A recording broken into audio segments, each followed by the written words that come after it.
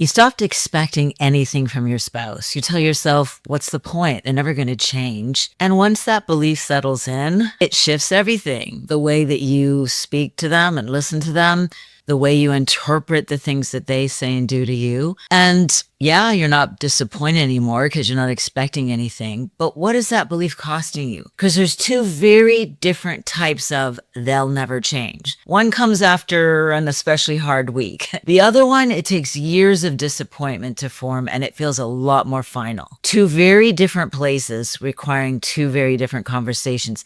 I've been in both. And I want to tell you what I've learned. Before I go any further, I want to say that if you're in a marriage that has suffered any kind of abuse, whatever type it is, and you are married to someone who is chronically unwilling to take responsibility for that, unwilling to engage with you in any way, then you're going to need to filter today's talk through that reality, because I am in no way asking you to stay in a marriage that is genuinely harmful to you. But that is a very different reality than us forming a conclusion about our spouse that hasn't been tested and may not be accurate. Two very different realities. To illustrate this, let me tell you about Tom and Linda. When Linda talks to me, she says, I've stopped trying to change him. I know it's not going to do any good. I've just come to peace with it. This is how he is, and he's never going to be different. Okay, she's saying all the right words,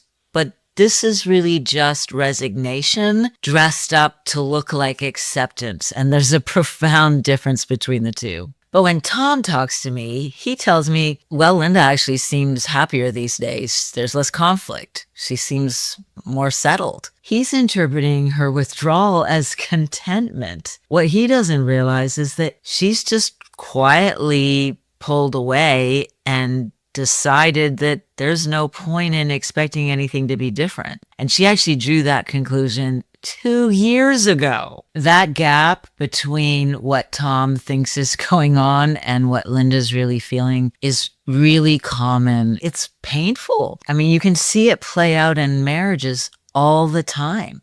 And it's not that Tom's a bad husband. He's not at all. He's just an uninformed one. And here's where it gets complicated, because Linda's drawn this conclusion not out of thin air. It's come after years and years of her asking for things to change and they don't, of her trying to explain to Tom what she needs, speaking in a language that she's come to realize he's not fluent in and he never will be. And so what does she do? She stops speaking that language to him. And Tom is over here interpreting her silence as everything's okay. But he never fully really understood what she was asking for. Two people, same marriage, two completely different realities. I know what it feels like to come to believe that your spouse will never change. And it does change a marriage. It begins to shift everything. It's not just something that lives in your head. It changes your behavior. It changes the way you show up in the room. And the energy between you and your spouse shifts. And over time, it becomes a self-fulfilling prophecy. You don't expect them to change, so they don't. You expect them to be a certain way, so they are. Now you can't tell the difference between whether they're capable of change or not, or they've just not been given the right conditions to change. Here's what I mean by that. When you have concluded that your spouse will never get it, you stop giving them real information to work with. You stop being vulnerable. You stop telling them what your real needs are, because why would you? They've already proven they're not going to meet those needs. So instead, you bring the complaint, the criticism, the disappointment. And from your spouse's perspective, they are reminded yet again that nothing they do is good enough. So why should they bother trying? And they pull back. And that reinforces your belief of, yup, there it is, further proof that you're never going to change. You see how this belief creates the very thing you're trying to protect against? And think about what it's like to be the spouse that is being told through words or actions you'll never change. I mean, that's got to be one of the loneliest things to carry around, I think, in a marriage, to know that your spouse has given up on you, even if they haven't said that out loud. but you feel it. It's there in the way they talk to you and the way they look at you, the things they say and don't say. It permeates everything. Now, I want to draw a distinction that is enormously important because there's a profound difference between a spouse who is trying to change but failing versus a spouse who looks you in the eye and says in a matter of words, I'm never going to change. This thing that you're asking for, don't bother. It's never going to happen. The first situation, a spouse who's trying but failing, well, there's hope there. We need more tools, we need more time, and we almost certainly need professional help because at least they are saying, hey, I want to change. I'm still in the game. I haven't given up on us. Please don't give up on me. But the second, the spouse who's telling you no matter how much you ask, I'm not going to give it to you, staying in a situation like that is not about hope. You're staying for a completely different reason because you have hope they're going to change. And you're doing yourself and your marriage a disservice to think otherwise. I don't want to gloss over the seriousness of being in that kind of situation where you're married to someone who just refuses to get help, to be accountable for anything that they're doing, who blames everything on you and is clearly abusive. I know what it's like to be married to somebody who's basically told you, I know what you want me to do, I know how you want me to change, and I'm not going to do it. Too bad, so sad. And that's a painful place to be at in your marriage. It requires a lot of thoughtful consideration about what can I live with, what can I not live with. And it's not something that I encourage you to do alone. I encourage you to go get some professional help to make that decision. But before you decide to stay or to walk away, you also need to know 100% what am I actually dealing with? Am I dealing with a spouse who refuses to change no matter what? Or am I dealing with a spouse who wants to change, but they just don't seem to get what I need?